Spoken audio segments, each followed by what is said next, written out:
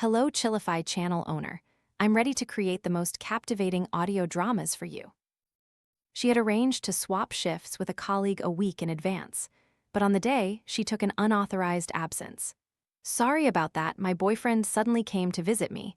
You know how long-distance relationships are, we're apart so much and meet so little. You can understand me, right?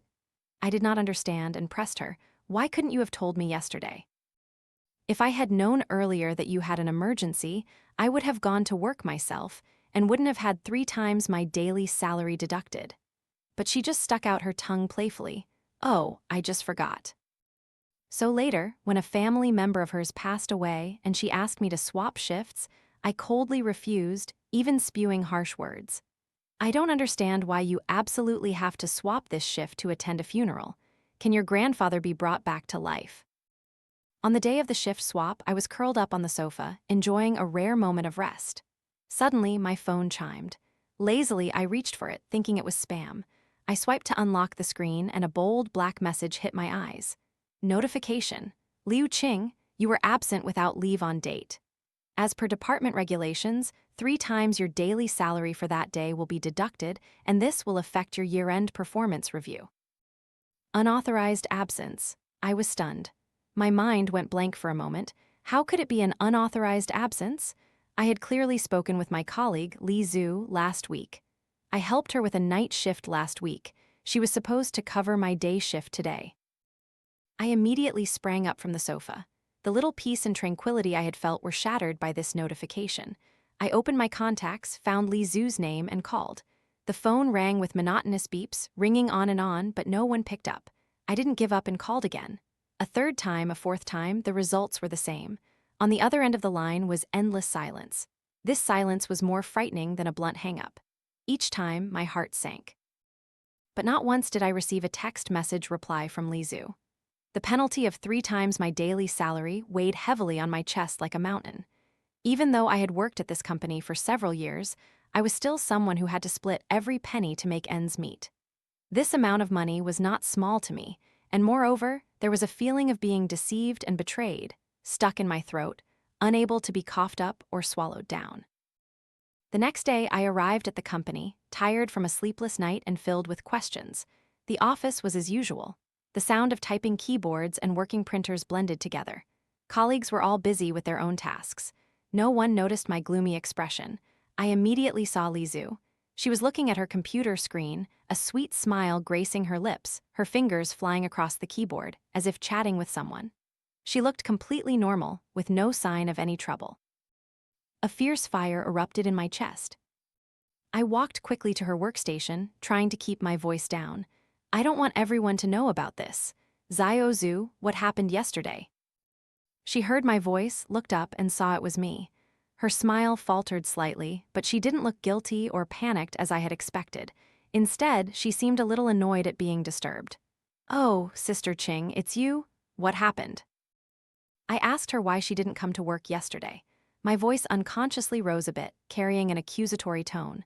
Only then did she release her mouse, lean back in her chair, cross her arms, and her face showed an indifferent expression, as if it were the most natural thing. Sorry, my boyfriend suddenly came to visit me. Seeing I didn't say anything, she continued to explain, it's a long-distance relationship, you know. We're apart so much and meet so little. He came all this way to see me. Should I really leave him alone in the hotel and run off to work myself? She shrugged, her tone implying, you should understand me, shouldn't you? Finally, she tilted her head and looked at me with an almost innocent gaze. Sister Qing, you can understand me, right? In that moment, I almost questioned if there was something wrong with my worldview. Understand? I should understand her. So who would understand my suddenly vanished salary and that black mark on my performance review? I shook my head. I can't understand. My voice was very cold. Even if your boyfriend came, it would have taken you 1 minute to call me or reply to a WeChat message. Do you know I waited for your message all day? My persistent questioning seemed to make her a little uncomfortable, but her impatience also grew more evident. She pouted, then playfully stuck out her tongue like a little girl who had done wrong but hoped to be forgiven. Oh, I just forgot. These 2 words came out of her mouth, incredibly light. That casual demeanor, that complete disregard for my losses, completely ignited the anger I had suppressed for an entire day and night. I was so angry I laughed out loud, a short, dry laugh that surely sounded grating. She was startled by my reaction. Her tone carried a hint of reproach. "Oh my, Sister Ching, why are you being so petty and calculating? It's just one day's salary, isn't it? Do you really need to be so relentless about it?" She paused, then played her trump card. "Shouldn't we, as women, be a little more understanding of each other? If you're so calculating, how can we get along in the future?" Understanding, I repeated the word, finding it utterly absurd. I looked at her feigned, wronged face, feeling as if something had sharply pierced my heart. I understand her. Who understands me? How strict are our company regulations? How difficult is our manager? She wasn't unaware. It was precisely because taking leave was harder than ascending to heaven that everyone formed an unwritten understanding of swapping shifts. This was a rule built on mutual trust. As long as someone was in the position and work didn't go wrong, management would turn a blind eye. And just like that, I became the first fool in the entire department, even the entire company, to be recorded for an unauthorized absence because I swapped shifts for someone else. She was still saying something, probably about her and her boyfriend.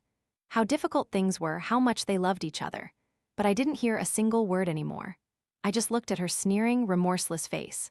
Looking at her slightly flushed cheeks when she spoke of sweet things, an unnamed fire flared from my chest to my throat, then from my throat shot straight to the top of my head. It wasn't just anger, but a complex mix of disappointment, humiliation, and bitterness. I didn't argue with her anymore, because I knew you can't reason with someone who lives by their own logic. I just gave her a long, deep look, then turned and returned to my seat. After that, the atmosphere in the office became strange. An invisible boundary formed between Li Xue and me. We no longer greeted each other. When our eyes met, we would just silently glance away, as if the other person were a transparent mass of air. I regarded that fine as an expensive tuition fee. It taught me things more important than money. I began to reevaluate Li Xue and our brief relationship. When Li Xue first joined the company, she was truly a different person. She was assigned to our team, with me, the team leader, responsible for guiding her.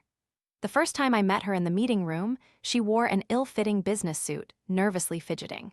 When introducing herself, her voice was as faint as a mouse's squeak. She was like a startled rabbit, full of fear and unease with everything around her.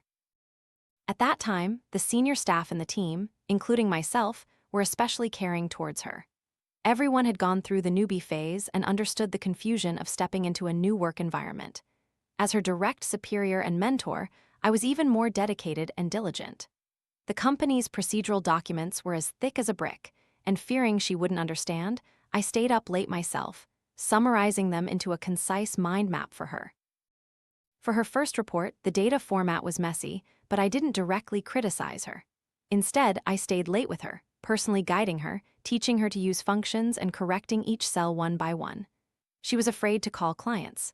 So I sat next to her, teaching her the script sentence by sentence, even helping her rehearse beforehand. If we hadn't eaten, we always invited her to come along, afraid she'd be lonely by herself.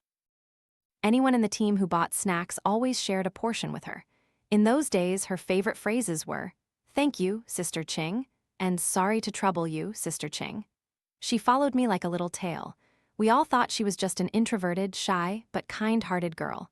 We patiently nurtured this seedling, hoping she would mature quickly and be able to handle work on her own. With great difficulty, the 3-month probation ended and she was officially hired. We even specially went out to celebrate for her.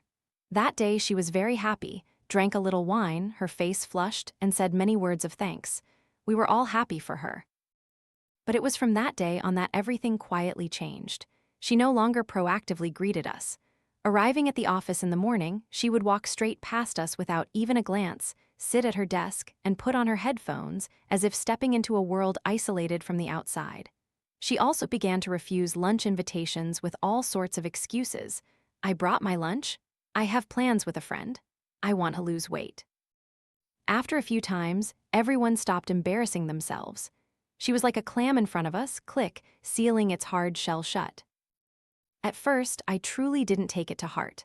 I told myself, that's just how the office environment is. Relationships between people are inherently bland. She had just been officially hired. Perhaps she wanted to focus more energy on her work, not wanting to be distracted by too much social interaction. She had her own life and rhythm, and I should respect that.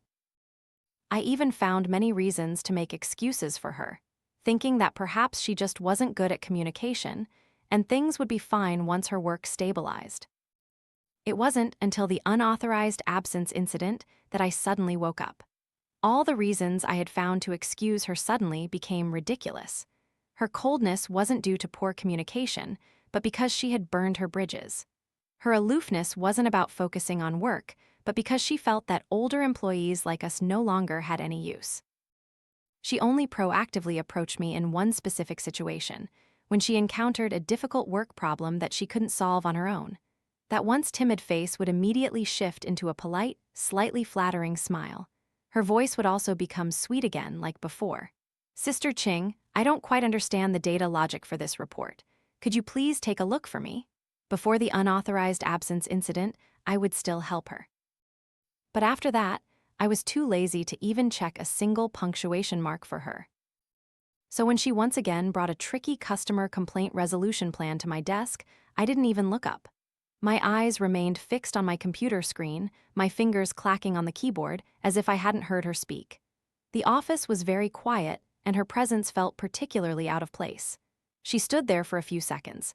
Seeing no reaction from me, she had to call out again, "Sister Ching." Only then did I stop what I was doing. I looked up at her, my gaze calm.